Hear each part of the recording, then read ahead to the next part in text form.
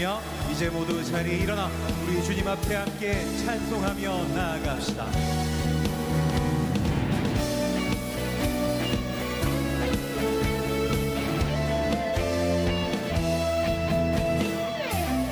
우리를 죄에서 구하시려 주 예수 십자가 지셨으니 기쁘게 부르세 할렐루야.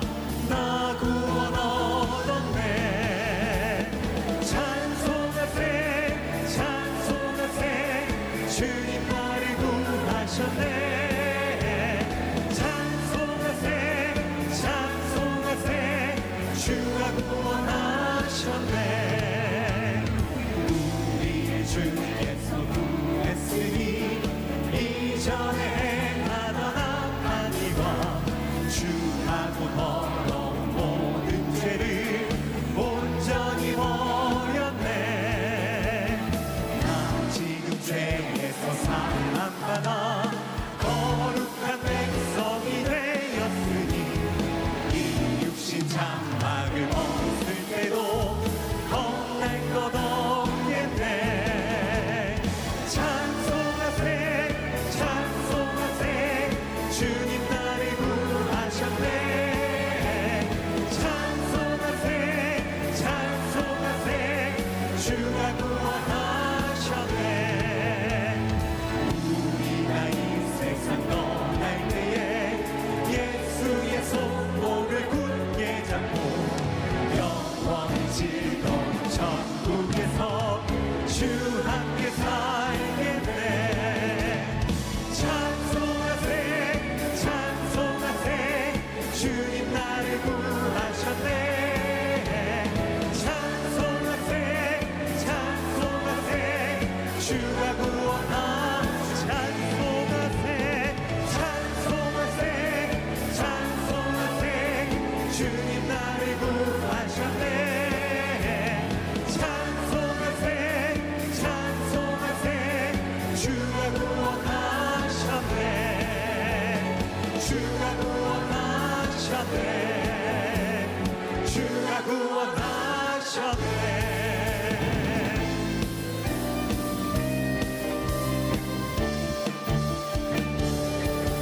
은혜 주님의 은혜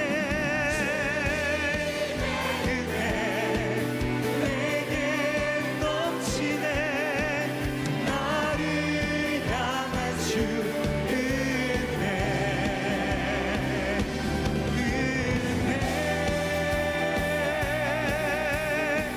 신실하신 사랑의 주님 찬양합니다. 할렐루야.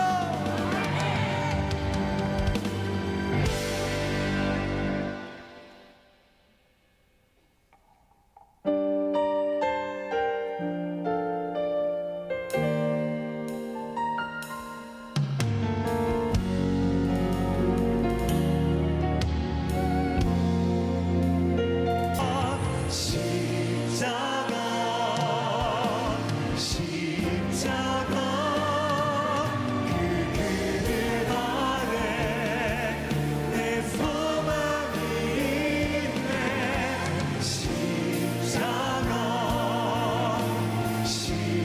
십자가 그 그늘 아래 내 생명이 있네.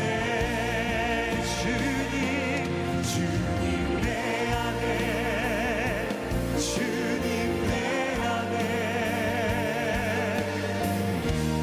내 안에 계시고 주님 내 안에 주님 내 안에 나를 세워주소서. 주님 내 안에 주님 내 안에 내 안에 계시고 주님 내 안에 주님 내 안에 나를 이제 두 손을 높이 들어 주님 내 주님 내 안에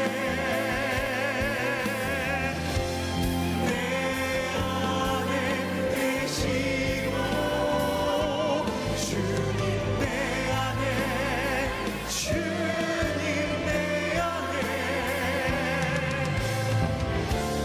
나를 세워주소서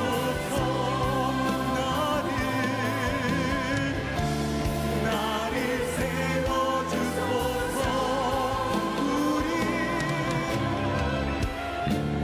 우리 세워주소서 십자가의 사랑으로 우리를 안으시고 세우시는 주님 모든 찬양을 홀로 받아 주옵소서. 할렐루야.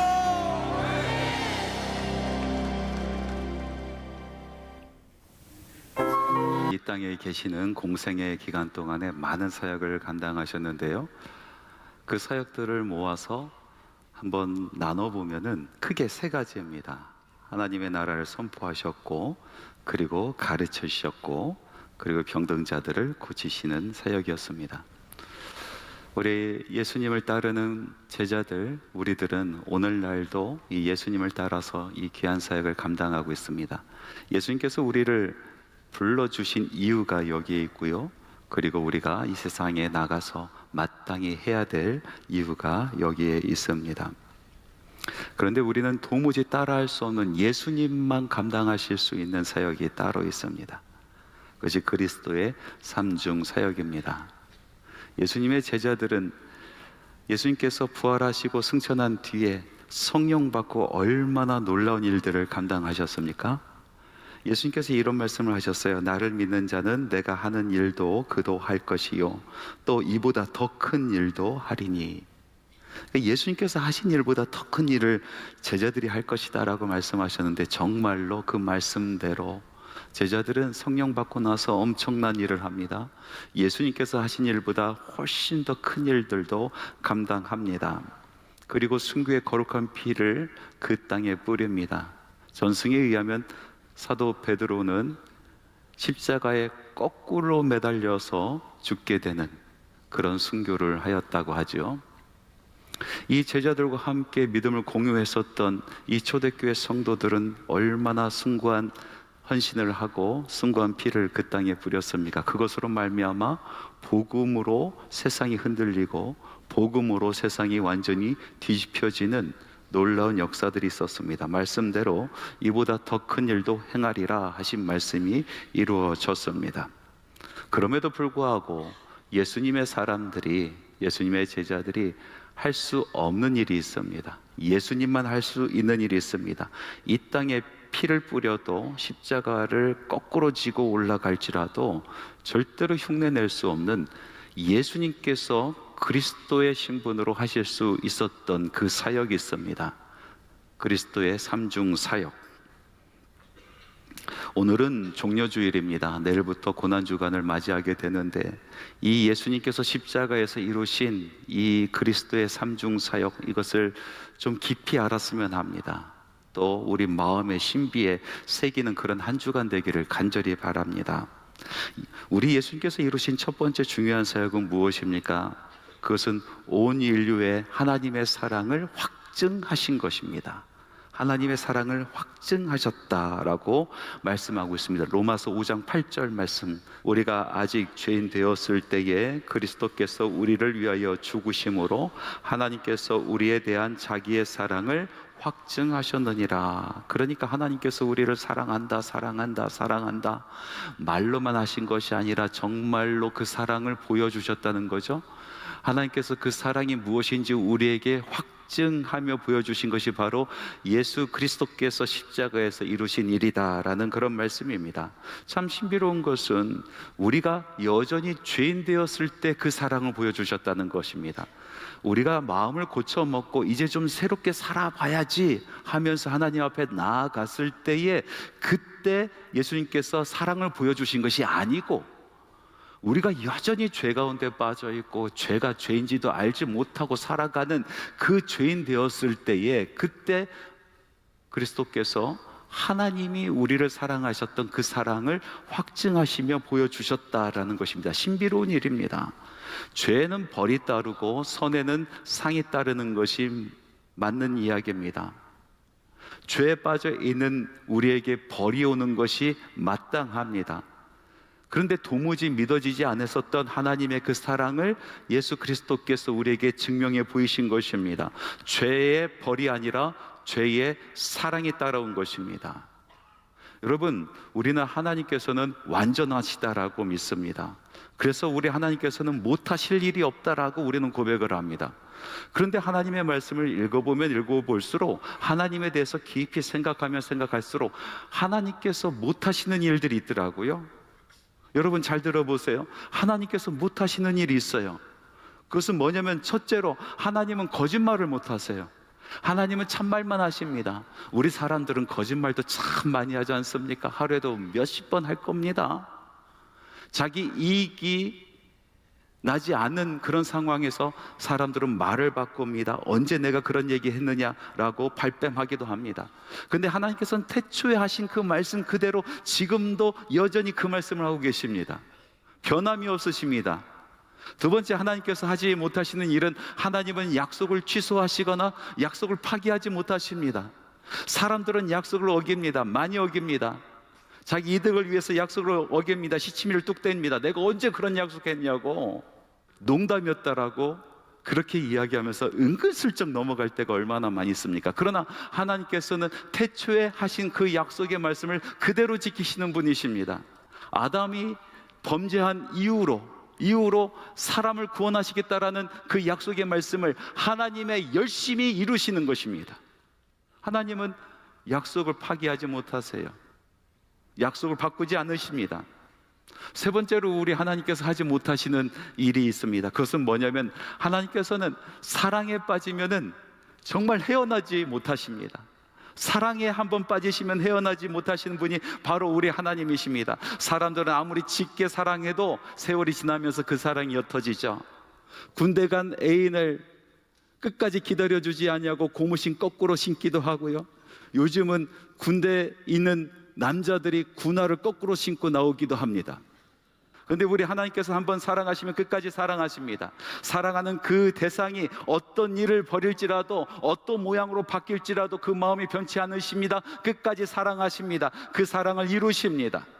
자, 이렇게 보았을 때 하나님께서는 하지 못하시는 일이 이렇게 많은데, 그런데 하나님께서는 완전하신 분이 되실까요? 이렇게 하지 못하시는 분들이 많은데 하나님께서는 왜 완전하다라고 말하는 것일까요? 하나님께서는 이 세 가지를 동시에 이루시는 분이시기 때문에 그렇습니다. 사람들은 이루지 못합니다. 사람은 불가능합니다. 사랑 때문에 약속을 깰 때가 있습니다. 약속 지키려고 사랑을 버릴 때도 있습니다. 사랑하는 사람 살리려고 거짓말할 때가 있습니다. 자기의 말을 지키려고 사랑하는 사람을 모른 채 해야 될 때가 있습니다. 사람은 그렇습니다. 그런데 하나님께서는 이 모든 것을 한 번에 이루십니다. 완벽하게 이루십니다. 참말만 하시면서 약속을 지키시면서 사랑을 이루시는 분이십니다. 바로 공의에 대한 약속, 사랑에 대한 약속을 지키셨단 말입니다. 공의와 사랑은 우리 사람의 편에 생각했을 때 도무지 같이 갈 수 없는 것 아니겠습니까? 영원히 만나지 못하는 것이 공의와 사랑 아니겠습니까? 마치 기찻길처럼 말이죠. 우리가 공의를 이룬다라고 하면은 우리는 사랑을 잃어버리고, 사랑을 이룬다라고 하면 우리는 공의를 잃어버립니다. 두 개 다 한꺼번에 할 수 없는 것입니다. 그것이 우리 인생들의 딜레마 아니겠습니까? 그런데 하나님께서는 공의와 사랑을 온전히 이루시는 분이십니다. 하나님은 공의의 하나님이시면서 동시에 사랑의 하나님이십니다. 하나님께서는 공의로 사랑을 이루시고 사랑으로 공의를 이루신 분이십니다. 그래서 하나님의 말씀을 태어나는 예언서를 읽어보면 하나님의 그 날카로운 심판의 공의를 이야기하시면서 반드시 하나님의 사랑의 용서를 이야기하시는 것입니다. 또 반대로 하나님께서 용서의 말씀, 사랑의 말씀을 전하시면서 반드시 너희의 과오를 잊지 않겠다라고 공의의 말씀도 잊지 않고 하시는 것입니다. 사람들은 하지 못하지만 하나님께서는 하신다 말씀인 거죠. 예수님께서 지신 그 십자가, 그것은 공의와 사랑이 동시에 이루어지는 자리였습니다. 죄의 삭은 사망이라 하였습니다. 그 죄를 무엇으로 갚을 수 있겠습니까? 어떻게 우리의 죄를 씻어낼 수가 있겠습니까? 어떻게 우리의 죄를 갚을 수가 있겠습니까? 갚을 길이 없습니다. 그러나 하나님께서 말씀하셨습니다. 죄의 삭은 사망이라, 반드시 목숨으로 그 삭을 치러야 된다라고 말씀하십니다. 이것이 공의의 약속입니다. 하나님께서는 그 공의의 약속을 지켜주셨습니다. 예수 그리스도께서 그것을 이루셨습니다. 우리를 대신하여 그 목숨을 바치셨습니다. 그 죽으심으로 말미암아 그 공의가 서게 되는 것입니다. 하나님께서는 동시에 사랑을 이루셨습니다. 예수님께서 우리를 대신하여 죽으신 것입니다. 그래서 우리에 대한 사랑의 약속을 이루어 주신 것입니다. 십자가는 공의라는 현장 속에서 하나님의 사랑이 온전하게 이루어진 현장으로 바뀌는 놀라운 일이 벌어진 신비의 장소인 것입니다. 할렐루야. 우리 주님께서만, 우리 예수님께서만 하실 수 있었던 두 번째 중요한 사역은 하나님과 원수되었었던 우리들이 하나님과 화목하는 사람들로 바뀌게 되었다라는 것입니다. 로마서 5장 10절 말씀을 같이 한번 읽어보겠습니다. 곧 우리가 원수되었을 때에 그의 아들의 죽으심으로 말미암아 하나님과 화목하게 되었은즉 화목하게 된 자로서는 더욱 그의 살아나심으로 말미암아 구원을 받을 것이니라. 하나님의 말씀에 보니까 우리가 하나님과 원수가 되었었는데 예수 그리스도께서 죽으심으로 말미암아 우리가 하나님과 다시 화목하게 되었고 부활하심으로 말미암아 그 구원이 완전하게 이루어진다라고 말씀하고 있습니다. 죄로 인해서 우리는 하나님과 원수가 되었습니다. 하나님과 원수되었다는 것은 무슨 뜻입니까? 우리가 하나님을 미워하게 되었다, 우리가 하나님을 멀리 두게 되었다라는 그런 뜻입니다. 아담과 하와가 죄를 범함으로 말미암아 하나님을 미워하게 되었습니다. 하나님과 멀리 떨어지게 되었습니다. 하나님과 매일같이 동행하면서 기쁨을 누렸었던 아담이었습니다. 그러나 죄가 그 안에 들어옴으로 말미암아 더 이상 하나님과 가까운 관계를 유지할 수가 없게 된 것입니다. 하나님을 미워하는 영혼이 되어버린 것입니다. 그래서 하나님께서 애타게 아담을 찾지 않습니까? 아담아 아담아 내가 어디 있느냐. 애타게 하나님께서 아담을 찾으실 때도 아담은 모른 체 하면서 이리 피하고 저리 피하고 이쪽으로 숨고 저쪽으로 숨는 인생을 살아갔습니다. 마지막에 못내 하나님 앞에 나왔을 때 아담이 뭐라고 얘기했습니까? 내가 벗었으므로 말미암아 부끄러워서 숨었나이다. 언제 벗었습니까? 하나님 앞에 그 전부터 벗은 몸으로 살아갔었던 인생 아니겠습니까? 그만큼 하나님과 친분이 있었던, 가까웠었던, 화목했었던 아담이 죄로 말미암아 멀어지게 된 것입니다. 이제 하나님 앞에 나가는 것이 부끄러운 일이 되었고 하나님 앞에 나가는 것이 무서운 일이 되어버린 것입니다. 선지자 이사야 말씀에 보니까 이사야가 천상 보좌에 계신 하나님을 만나보게 되었습니다. 하나님, 내가 그토록 보고 싶었던 하나님, 내가 그토록 만나보고 싶었던 하나님, 하나님을 보자마자 이사야는 달려가서 하나님 소리 지른 것이 아니라 말씀에 보니까 이렇게 고백하고 있습니다. 화로다 나여 화로다 나여 내가 망하게 되었더라. 나는 부정한 사람이라 부정한 백성 안에 거하면서 만군의 왕 여호와를 배웠음이라 라고 고백하고 있습니다. 그는 한탄하면서 하나님을 뵌 것을 정말로 한탄하면서 하나님 앞에 고백하고 있는 것을 볼 수가 있습니다. 사도 베드로는 어땠습니까? 일평생 메시아를 기다렸었던 사람입니다. 일평생 주님을 찾기를 원했었던 사람입니다. 그 사람이 메시아를 보게 되었습니다. 주님을 보게 되었습니다. 갈릴리 바닷가에서 예수님을 만났을 때에 예수님 제가 얼마나 기다렸는지 모릅니다. 예수님 내가 메시아를 얼마나 사모하며 기다리는지 모릅니다 하면서 달려갔습니까? 그렇게 기뻐하지 아니하고 뭐라고 얘기합니까? 나는 죄인으로소이다. 나를 떠나소서. 나를 떠나소서. 죄 가운데 빠져있는 인생이 하나님을 배웠을 때 보이는 현상 아니겠습니까? 이상하게 유독 하나님을 미워하는 사람들이 참 많이 있어요. 하나님이 나쁜 일 한 것도 없고 하나님께서 그의 인생을 참 힘들게 만든 것도 없는데 그냥 하나님이 믿고 하나님과 거리를 두는 그런 인생들이 있습니다. 제가 아는 여자 집사님이 계시는데 얼마나 신실하게 신앙생활을 하는지. 그런데 남편은 교회 오지 않는 거예요. 그래서 물어봤어요. 왜 남편은 나오지 않습니까? 물어보니까 이렇게 대답합니다. 제 남편 참 착한 사람이고 성실한 사람인데 그런데 하나님의 하자만 나와도 화를 낸다는 거예요. 그래서 저희가 작정하고 물어봤대요. 왜 화를 내느냐? 왜 하나님 이야기만 하면 화를 내느냐 물어봤었더니 이렇게 대답하더랍니다. 그냥 싫대요. 그냥 싫대요. 싫은데 무슨 이유가 있냐고. 이유가 있죠. 죄 때문에 그렇습니다. 죄의 결과입니다. 죄의 본성입니다. 어둠은 빛을 미워하는 것입니다. 어둠은 빛을 피하는 것입니다. 가까이 가지 않는 것입니다. 죄인 된 사람은 하나님을 미워하는 것입니다.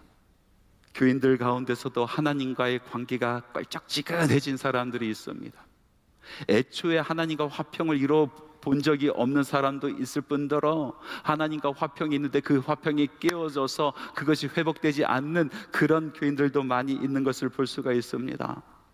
하나님과 멀어진 그 심령, 하나님과 멀어진 그 양심, 하나님과 가까이 할 수 없는, 하나님을 무서워서 피할 수밖에 없는 그 심령을 바라봤을 때 그것이 어디로 나타나느냐? 바로 기도에서 나타난 것입니다. 여러분, 기도는 하나님과의 관계, 우리가 얼마나 하나님과 화평하고 살아가는가를 나타내는 바로메타와 같은 것입니다.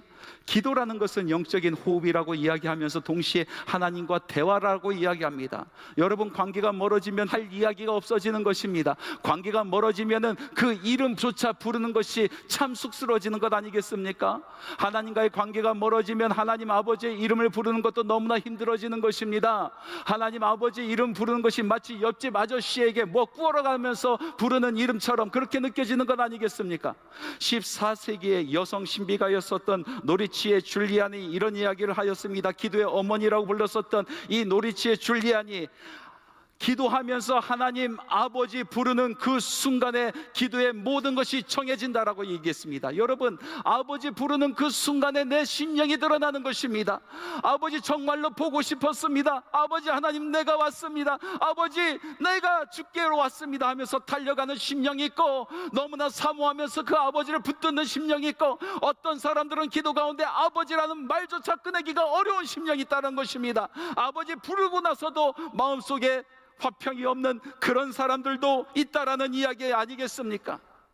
사랑하는 성도 여러분, 하나님께서는 하나님을 피하고 또 하나님을 무서워하고 하나님을 정말로 멀리 두고 싶어하는 이 아담에게 그 수치스러운 그 인생 가운데 찾아와 주셨습니다. 그리고 희생양을 잡아주셔서 가죽옷으로 그의 수치를 덮어주셨습니다. 그때 비로소 아담은 담대하게 하나님 앞으로 나아가 하나님과 화평을 누릴 수가 있었습니다. 그 희생양이 바로 예수 그리스도이신 줄 믿습니다. 우리 예수 그리스도로 옷을 입을 때에 우리는 하나님 앞에 담대히 나갈 수가 있는 것입니다. 우리는 하나님 앞에 나가 화목할 수 있게 되는 것입니다. 사랑하는 성도 여러분, 여전히 하나님과 화목하는 것을 잃어버리고 살아가고 계십니까? 한 번도 하나님과 화목한 적이 없으십니까? 여러분, 십자가로 나오시기 바랍니다. 우리 예수 그리스도께서 이루신 일입니다. 우리 예수 그리스도께서 십자가에 달려 돌아가심으로, 그 피를 쏟으심으로, 그 살을 찢기심으로 우리에게 주신 것입니다. 하나님과의 화평의 옷입니다. 예수 그리스도로 옷을 입으시기 바랍니다. 하나님 앞으로 담대히 나가시기 바랍니다. 우리를 기다리신 아버지, 우리를 찾으신 아버지, 우리를 사랑하신 아버지, 아버지 제가 왔습니다. 아버지 제가 왔습니다. 여러분, 담대히 나가 하나님과 화평을 누리시기 바랍니다. 사람들은 만들지 못하는 일, 제자들은 만들지 못하는 일, 하나님을 정말로 사랑하여 목숨까지 바칠 수 있는 사람들을 만들 수 없는 일, 우리 예수 그리스도께서 십자가에서 이루신 사역이십니다. 마지막으로 우리 예수님께서 이루신 세 번째 중요한 사역은 무엇이냐면 우리 안에 참된 기쁨과 즐거움을 회복시키는 일이었습니다. 하나님의 말씀 같이 한번 보겠습니다. 로마서 5장 11절 말씀입니다. 그뿐 아니라 이제 우리로 화목하게 하신 우리 주 예수 그리스도로 말미암아 하나님 안에서 또한 즐거워하느니라.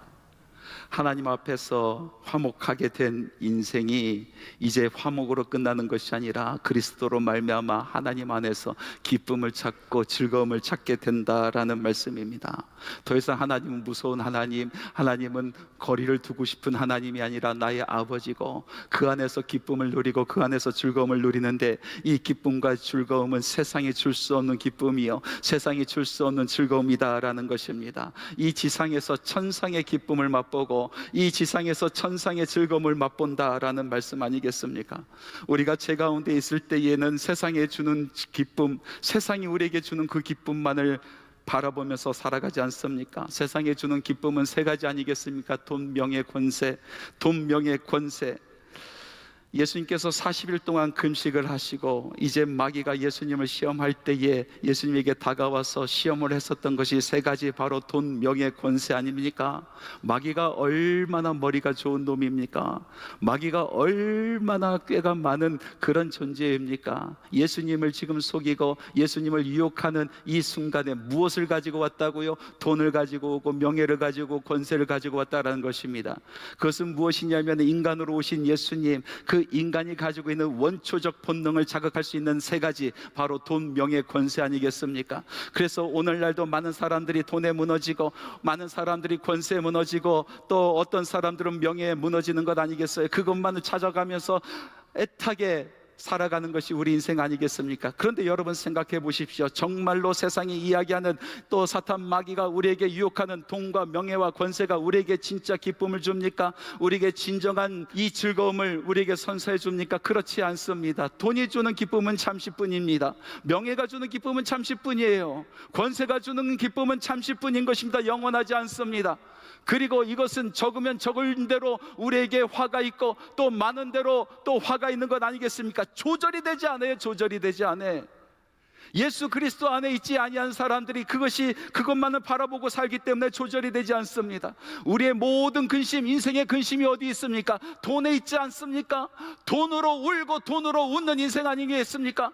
여러분, 우리의 근심이 어디 있습니까? 명예에 있지 않습니까? 그래서 누가 나에게 칭찬을 하기를 간절히 바라보고 살아가는 그런 인생, 누가 한번 우리를 비난하면 그것이 정말로 화가 되어서 잠도 못 자고 어떻게 하면 갚아줄까 생각하게 하는 것이 바로 우리 인생 아니겠습니까? 우리의 권세가 우리 손에 주어지면은 그것을 잃어버릴까? 어떤 사람들이 치고 올라올까? 어떤 사람이 나의 권세를 빼앗아갈까? 전전긍긍하며 살아가는 것이 우리 인생 아니겠습니까? 이 세상에서 주는 그 즐거움, 이 세상에서 주는 그 기쁨, 그것은 찰나적인 것이고 그리고 모든 것이 부족한 것입니다. 그런데 주님께서 주시는 기쁨이 있다는 거예요.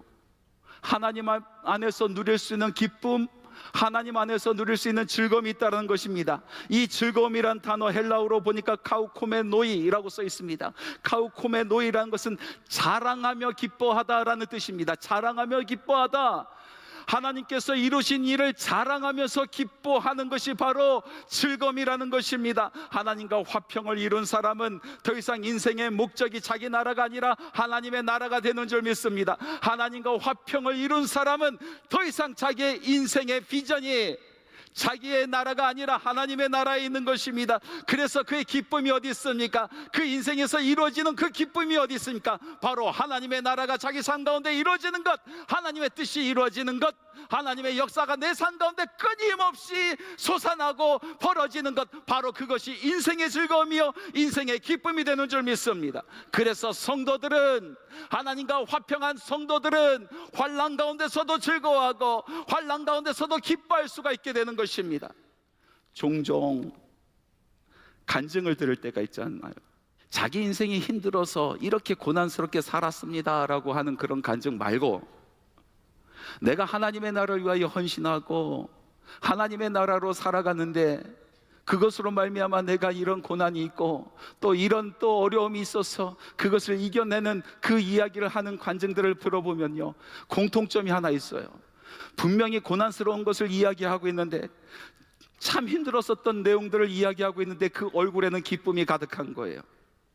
여러분, 기쁨이 가득한 거예요. 내가 고난스러운 것이 너무나 기쁘다는 거예요. 왜 그렇습니까? 나의 고난 가운데 예수 그리스도의 흔적이 남았다는 것입니다. 나의 고난으로 말미암아 하나님의 나라가 확장되었다는 것이죠. 그 환난으로 말미암아 하나님의 역사하심을 맛보았다는 것입니다. 그래서 기쁘다는 것입니다. 예수 그리스도께서 십자가에서 이루신 일, 하나님을 자랑하고 하나님께서 이루신 것을 자랑하며 기뻐하는 바로 그 일, 그것은 바로 주님께서 하신 일입니다. 그래서 이 땅에 사는 우리 성도들, 하나님과 화평을 이룬 바로 그 성도들은 절대로 멈춰지지 않습니다. 성도들은 넘어지지 않습니다. 성도들은 환난 중에서도 소망을 바라보며 환난 중에서도 그리스도 안에서 하나님과 함께 기뻐하고 즐거워하는 것입니다. 그것이 우리 주님께서 십자가에서 이루신 아주 중요한 일이었습니다. 제가 묵상 중에 골고다 언덕이 내 머릿속에 그려지기 시작하였습니다. 골고다 언덕, 그 위에 서 있는 십자가, 그리고 그 밑에 많은 사람들이 모여 있는데 영화에서 보는 것처럼 사방이 적막하고 고요하고 예수님께서 십자가에서 하시는 말씀 한 말씀 할 말씀이 뚜렷뚜렷하게 우리 귀에 들려오는 것이 아니라, 제가 본 말씀 속에서 본 그 십자가는 마치 시장통처럼 시끄러운 곳이었습니다. 그 골고다 언덕은 수도 없이 많은 사람들이 지나가면서 자기의 이익을 위해서 소리를 높이는 곳이었습니다. 그리고 예수님의 십자가를 바라보면서 조롱하고 힐난하는 그런 곳이었습니다. 소리를 지르는 곳이었습니다. 예수님을 향하여 막 물어보고, 또 당신이 정말로 우리가 기다렸었던 메시아냐? 당신을 내가 따라가야 되겠습니까? 라고 물어보는 물음이 가득했었던, 정말로 시장통과 같은 시끄러운 그런 십자가 밑에 골고다 언덕 아니었겠습니까? 오늘날도 동일하지 않습니까? 십자가가 서 있는 곳에서 수도 없이 많은 사람들이 모여서 자기의 이득을 이야기합니다. 자기의 이익을 이야기합니다. 그리고 십자가를 비난하기도 하고 십자가를 힐난하기도 하고, 그리고 정말로 내가 따라가야 될 길이냐고 물어보는 그 음성이 가득한 곳 아니겠습니까? 모든 사람들이 서로 자기 이야기만 하면서 십자가의 이야기를 듣지 아니하는 이 세상 아니겠습니까?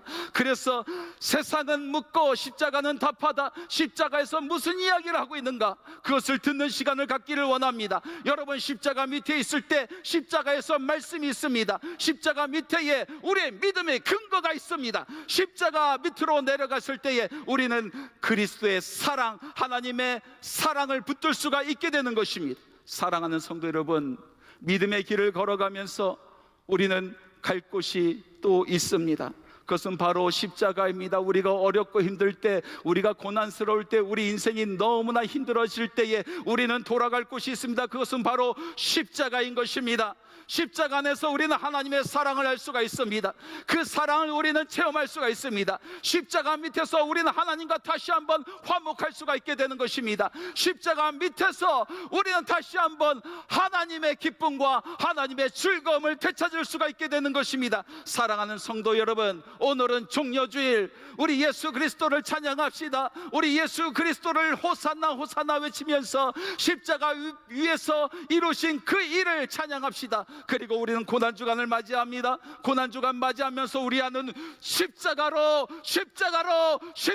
날아가서 우리 주님께서 이루시는 일을 가슴에 안고, 그리고 그것을 마음껏 누리는 귀하고 복된 영혼 되시기를 간절히 바랍니다.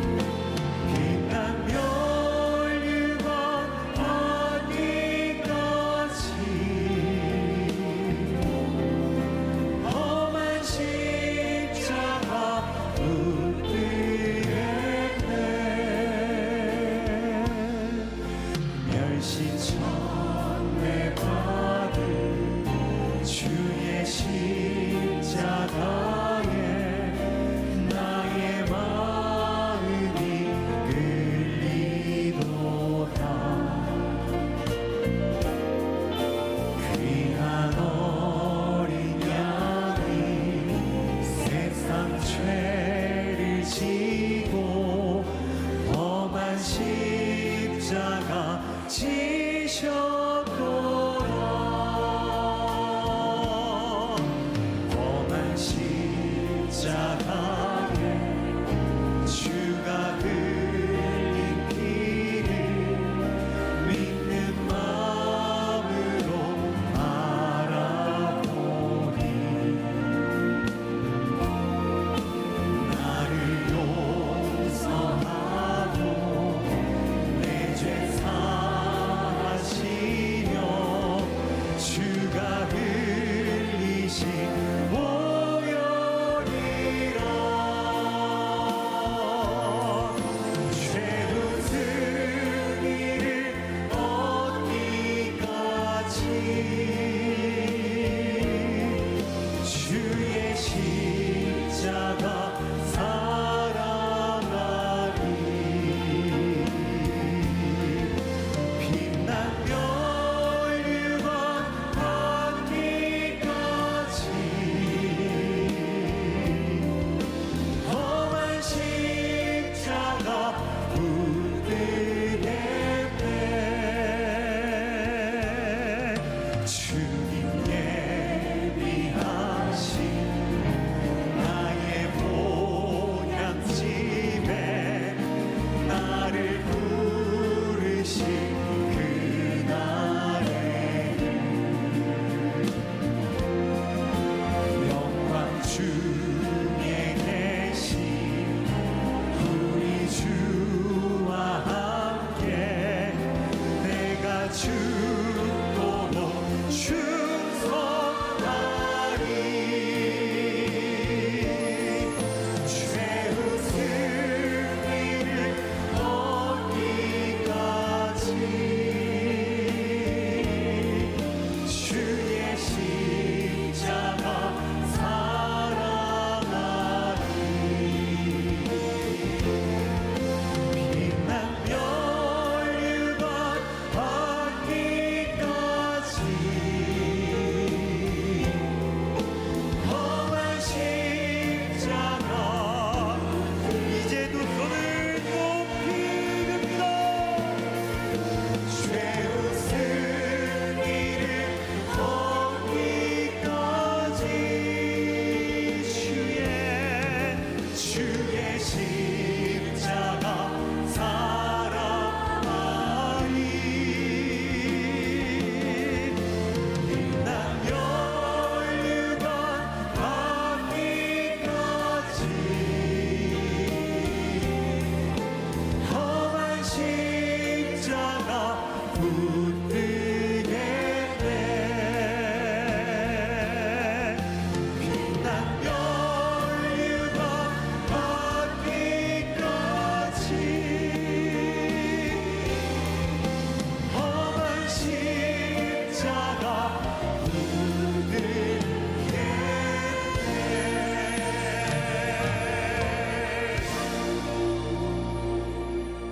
예수 그리스도의 은혜와 하나님의 사랑하심과 성령님의 교통하심이 십자가 앞에 나가 십자가 붙들고 다시 주님께서 가라 하신 그 세상으로 돌아가는 주님의 사랑하는 자녀들의 발걸음 위에 지금부터 영원토록 함께 하시기를 간절히 축원하옵나이다.